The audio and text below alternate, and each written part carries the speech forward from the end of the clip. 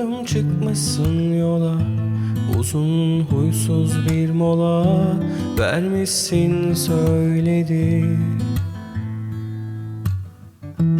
Adın arsız değil mi? Söylemeden gitmeni. Beklemem hataydı. Ah kırdım, değil mi?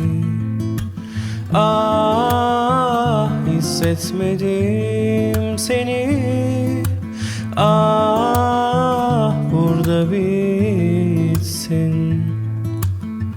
Fazlası hiç iyi değildi.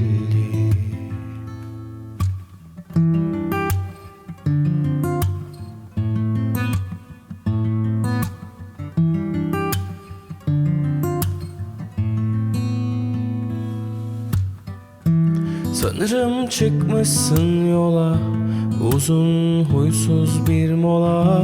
Vermişsin söyledi. Adın arsız değil mi? Söylemeden gitmeni. Beklemem hataydı. Ah kırdım, değil mi? Ah hissetmedim seni. Ah burada bitsin. Fazlası hiç iyi